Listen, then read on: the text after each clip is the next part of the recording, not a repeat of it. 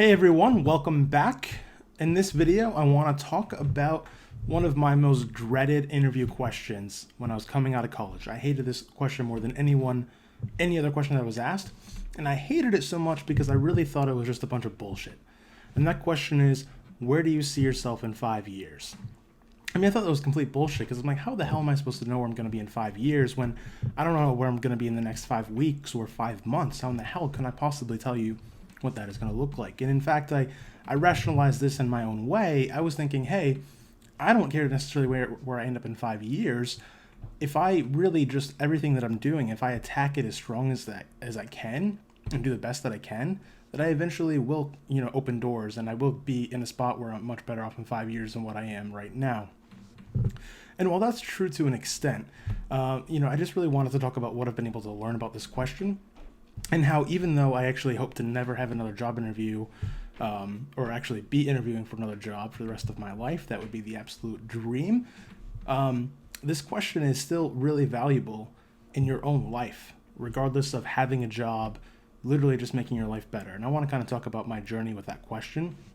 And then I want to also kind of talk about how sometimes when you're a job interview, that even if you realize the value of this question, that you can actually be limited and you don't necessarily want to tell somebody where you want to end up in 5 years because maybe you have bills to pay that require you to have a job today. So for me, just to kind of take you to where I am with that question now, where I am in 5 years, I've listened, to a lot of motivational figures. So people like, a Tony Robbins, people like Gary Vee or Jim Rohn or Arnold Schwarzenegger, or there's just a ton of motivational figures out there that all have one thing in common, and that is they all talk about the power of having a vision and knowing where you want to go, essentially building that out first before you create it. I hear a lot of these people talk about, hey, if you have a ship, a really amazing ship that can actually go anywhere in the world, that if you let it leave the harbor and you don't program the ship where to go, or you leave there with no destination, right? You're going to float around the ocean. And I mean, you might come across an island that, you happen to like, or a place that you happen to like, but that could be completely by chance, right? So going into it, why not actually figure out what your destination is and head that way? And that doesn't mean, by the way, that you have to be committed to that destination forever or that it's written in stone. You could absolutely say that, hey, I'm going to go on a voyage and I'm going to leave,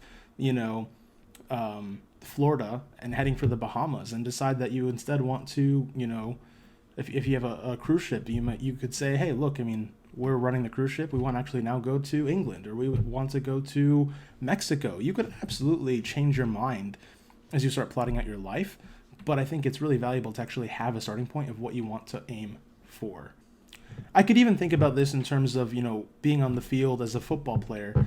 If your plan is to just run around the field and, saying, hey, if I run fast enough, long enough, eventually I'm going to score a touchdown, that isn't necessarily true. What you ideally want to do is actually know where that end zone is and run towards that end zone, right? You could run really fast and really hard and run out of bounds. And if that's not actually where you want it to go, you could actually be doing the wrong thing, right? So nobody goes about it that way. Even if people are running side to side and they're trying to score a touchdown, they're still trying to run side to side because they ultimately are trying to get around obstacles that are going to help them get to their destination. So keeping that in mind can be really valuable, again, as you build your life, as you build your goals. And this is something that a lot of really successful and accomplished people are in complete agreement with. And if you see people, it's hard to get people to agree. So when you see successful people all agreeing on something, I think it's worthwhile to actually hone in on that and say that, hey, maybe I can leverage this for my own life. They say success leaves clues, so find the clues. Find what successful people are doing, and one of the things they're doing is creating a compelling vision for their future. And to be able to put that into a 5-year chunk or a 5-year goal can make a ton of sense. Now, what's one of the problems with that? One of the problems with that is you might actually realize that your plan or your 5-year plan is not actually consistent with maybe the company's 5-year plan. Like maybe your 5-year plan involves you working really hard for the next 3 years, saving up as much money as you can to be able to start a business of your own. Maybe it's to be able to work really hard for the next 4 years because you want to save up a certain amount of money to be able to travel the world and take a little time off. And if you explain that, you might be able to really talk about that with passion and really be able to own that. And your employer might look at you and say, hey, that's great, but we're going to train you for a couple of years just for you to be able to crash save so you can go build a business, just so you can crash save and go, do this other thing that interests you. They might not have a big reason to want to support that. So all of a sudden you might have to be in a situation where you are trying to create a story that isn't necessarily true to your identity. And that can be really hard to sell. And that's something that I've really learned about myself. I feel like I can actually sell something that I believe in really easily, right? If it's something I'm passionate about, I think is going to help people, I can sell that all day long. And I can also be completely comfortable if people reject me. If people can't see that value, I can say, hey, is there some way I can tweak this? Is there some other way I can communicate this? Is there somebody I can find that I can connect with that will understand the value that this can bring, versus just trying to peddle just anything and just trying to, sell ice to Eskimos type of mentality, right? So that isn't very good for me. So if I'm trying to tell somebody my 5-year plan and I'm trying to make up a story to fit it into a box, I'm not going to do as good of a job with that. So I think that's important to keep in mind. So for me, where you're going to be in 5 years, it was really interesting to kind of go through that journey myself with that question, and the journey of hating the question, resenting it, thinking it was just total BS, to thinking that, oh wait, all of these great successful people have all talked about creating long-term compelling goals, knowing where you want to be in 5 years and working backwards, reverse engineering, right? And I think that's a really important part too, because you would think about, so look at the life of Arnold Schwarzenegger. When he was in politics, he was able to understand what he ultimately wanted to do. And he said, hey, I want to be in a position where I'm actually going to be, serving the public and giving back in the greatest capacity possible. He's like, my goal is not to become a career politician. My goal is to become a governor and be able to, impact the most change that I can, and again, serve the public. That was the goal. So if he just would have said, hey, my I want to be able to get to the governorship, and so I'm just going to run as fast as I can and just run and hope things work out, he could have went to the city council and he could have worked his way up in smaller areas. But he was like, no, this is not ultimately where I want to end up. Here's how I want to do it. Can I work backwards and get there faster? And in his case, he did. And I don't think that's a complete anomaly. I think in a lot of cases, if you actually decide where you want to be, you can work backwards and potentially get there faster. I'll even think about that with college. Now, there are some things with college that you definitely need to be either certified or have a certain amount of training in. If you want to be a doctor and you want to work at a certain hospital, you can't just decide that you're going to teach yourself medicine and go show up to a prestigious hospital and get a position. That's not going to work that way. I understand that. But, certainly if your goal is to just, be successful in business, if your goal is to be, be able to write code at a certain level, or things along those lines, it could be completely within the realm of possibilities that you become self-directed and you actually teach yourself how to do those things. I mean, especially with as much, as many resources as are available online today, between either YouTube videos, just different websites, blogs. There's just so much information out there that's available for either free or really low cost that could help you get there. So the question becomes, okay, well, what if instead of that 4 years spent in college, or that 4 or 5 years, as it isn't always 4 years for people trying to get that degree, what if you spent 2 years really dedicating yourself to learning everything you possibly could learn about writing code or about starting a business, and then you actually put that out into the world, understanding that it's still not going to be easy, you're still going to have obstacles, but there are definitely stories out there that people have done this, and it's definitely possible. So it goes back to reverse engineering what you actually want to achieve, work backwards as much as you can. But that can only take place if you actually know where you want to end up. And Jim Rohn, he had a really great thing to say about this. He's like, hey, in 5 years, you're going to arrive. You will arrive in 5 years. The question is, where will you arrive?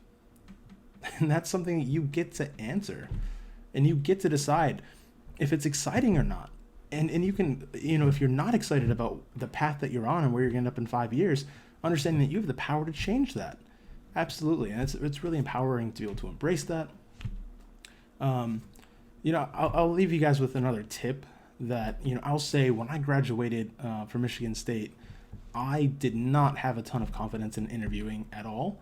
But I really didn't think that college prepared me for a career. So, I didn't feel like I was a product that was worth selling, because I was basically of the mindset that, hey, I could learn some skills, but I don't really feel like college adequately prepared me, for some of these things. But one of the things that dramatically changed my confidence in job interviews was after that I got that first job, which by the way took dozens of in-person interviews before actually somebody hired me. After I got that job, I got to be really great in Microsoft Excel. I mean, like expert level within a year or two. And I was able to take that information to another employer and leverage that for a 30% increase in my salary.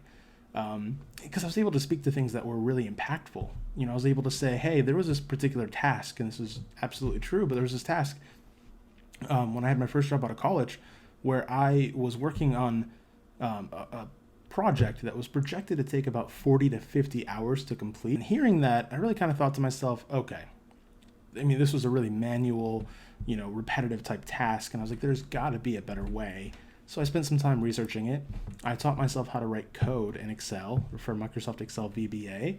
I did that. The code took about 2 hours to write, but after that code was completed, it literally took seconds to do that 40 to 50 hour work. The code looped through the folders, did everything to the files that I needed to. It was absolutely done correctly. And with the code, I mean, like there's actually less room for manual error. But when I was able to tell another employer that, hey, I was able to teach myself code, I was able to, do something in 40 to 50 hours in a couple hours. And oh, by the way, now that I know how to write that code, I can actually reproduce that in minutes and not hours. So I know this is going to be able to save your company time. And not just that, but I went into that company. I was able to back that up. I was able to actually implement that and show them how I was able to use that. So being able to have a skill that you feel really confident in and taking the time to develop that is really one of the best ways, in my opinion, to be able to really stand out in an interview.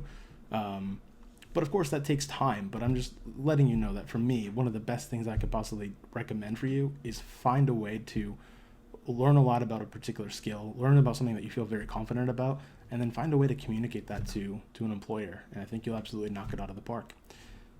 All right. So guys, this was my journey from, the most hated job interview question. Thanks a lot for following along. Let me know if you guys have anything that you dread about job interviews, or things that you've learned from questions, or maybe job interview questions that have helped you think about your own goals in life. I'd be happy to hear from you. So drop a comment below.